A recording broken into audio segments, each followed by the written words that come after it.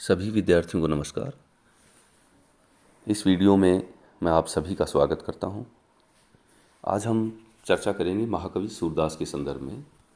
आप सभी जानते हैं कि सूरदास भक्ति काल की सगुण शाखा के प्रसिद्ध कवि हैं और भगवान श्री कृष्ण उनके आराध्य इष्ट हैं।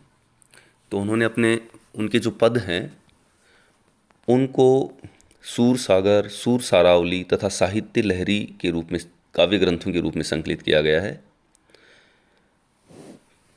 भगवान कृष्ण की बाल लीला का वर्णन उन्होंने अपने काव्य में किया है। इसी प्रकार मुरली, महिमा और श्रृंगार रस के दोनों पक्ष, संयोग पक्ष और वियोग पक्ष का भी उन्होंने वर्णन किया है। भ्रमर गीत आदि प्रसंगों का विस्तार पूर्वक उन्होंने वर्णन किया है। उनके काव्य में उनकी जो भक्ति है वो सखा भाव की है। तो इस प्रकार निर्गुण का खंडन कर सगुण की स्थापना करने में भी उन्होंने अत्यंत सफलता अर्जित की है, महत्वपूर्ण सफलता अर्जित की है। आज हम चर्चा करेंगे महाकवि सूरदास की जो सूर सागर सार है उसमें से जो पद हमारी पाठ्य पुस्तक में संकलित हैं, उन्हीं पदों में से एक पद को आधार बनाकर हम व्याख्या करने का प्रयास करते हैं। ये देखिए, ये पद है, उदो मन में बहे 10-20, एक हुतो सो गयो श्याम संग, को औराधे ईस, इंद्री शिथिल बही केशव बिन, ज्यों देही बिन शीस, आशा लागी रहित तन श्वासा, जावहीं कोटि बरिस, तुम तो सखा श्याम सुंदर के, सकल जोग के ईस, सूर हमारे नंद नंदन बिन और नहीं जगदीश। यहाँ ये जो है उद्धव, जो श्री कृष्ण के सखा हैं, मित्र हैं, उन्हें समझाने के लिए गोकुल या ब्रज में गोपियों के पास भेजा जाता है। किंतु उद्धव हैं वो निराकार की उपासना का उपदेश देना शुरू कर देते हैं। किंतु जो गोपियां हैं वो उद्धव के सामने निराकार की उपासना न करने की अपनी विवशता को प्रकट करती हैं। और इसी प्रकार उन्होंने ये जो पद है उसमें देखिए वर्णन किया है, उद्धव मन में बहे 10-20 कि हे उद्धव, आप जिस निर्गुण या निराकार ईश्वर की बात कर रहे हैं वो हम स्वीकार नहीं कर सकती, क्योंकि हमारा उद्धव मन में बहे 10-20 कि हमारा जो मन है वो एक ही है। अगर कहा वो ये भी दुख प्रकट करती हैं कि 10-20 होते तो शायद, अगर हमारे मन 10-20 होते तो फिर भी हम सोचती, किंतु चूंकि हमारा तो मन है वो एक ही है।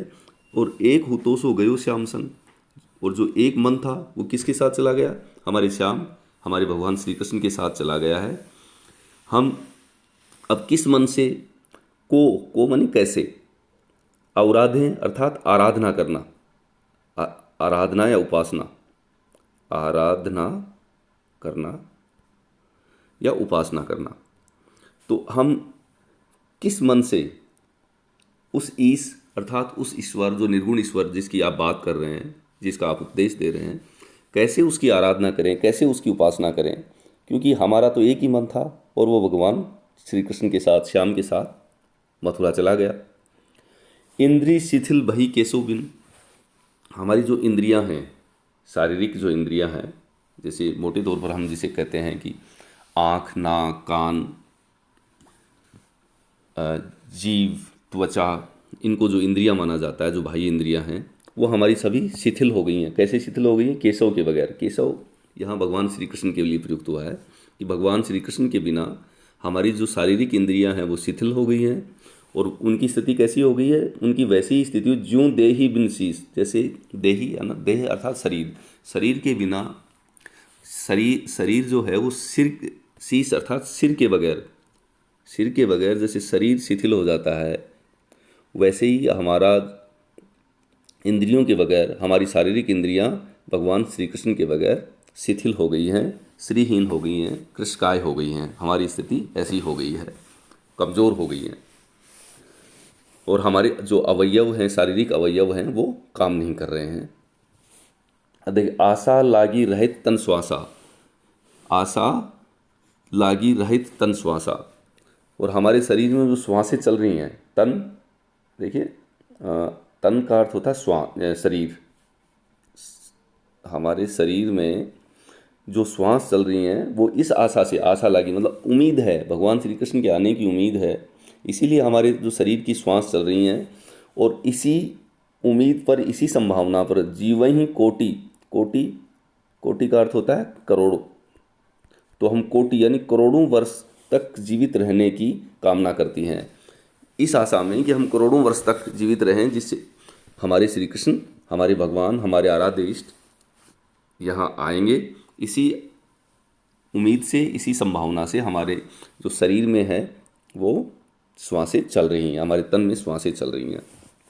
अब नीचे वाली पंक्ति में देखिए, तुम तो सखा श्याम सुंदर के हे उद्धव, आप जिस निर्गुण ब्रह्म या निर्गुण ज्ञान की बात कर रहे हैं, तो तुम तो सखा हो श्याम सुंदर के, भगवान श्री कृष्ण के सखा हो तुम तो।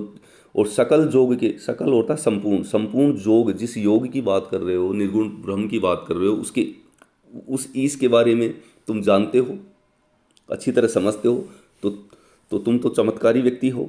तो ऐसा कोई चमत्कार, ऐसा कोई प्रयास करो जिससे कि हमारे जो भगवान कृष्ण हैं, श्री कृष्ण हैं, वो हमसे मिल सकें। सूर हमारे नंद नंदन बिन, सूरदास जी कह रहे हैं या गोपिकाएं उद्धव से कह रही हैं कि हमारे नंद नंदन, नंद बाबा के जो पुत्र नंदन, नंदन अर्थात पुत्र, नंद बाबा के जो पुत्र नंदन यानी श्री कृष्ण हैं, उनके बगैर और नहीं जगदीश, और कोई जगदीश या और कोई ईश्वर हमारे नहीं है, कोई आराध्य नहीं है। हम आपके निर्गुण जो ब्रह्म या ईश्वर हैं उनको स्वीकार करने में असमर्थ हैं, क्योंकि उनके बगैर हमारा कोई आराध्य नहीं है, हमारा कोई स्वामी नहीं है, कोई जगदीश या कोई ईश्वर नहीं है। तो उक्त पद में गोपिकाएं जो हैं बहुत ही शिष्ट और शालीन व्यवहार करते हुए उद्धव को व्यंजना शब्द शक्ति में अपनी बात को कहने का प्रयास किया है। इसमें जो भाषा जो है वो ब्रज भाषा है, और ब्रज भाषा का स्वाभाविक प्रयोग, सुंदर प्रयोग, सरल भाषा जो है ब्रज भाषा यहाँ देखने को हमें मिलती है। अनुप्रास अलंकार या उदाहरण अलंकार यहाँ द्रष्टव्य है। धन्यवाद।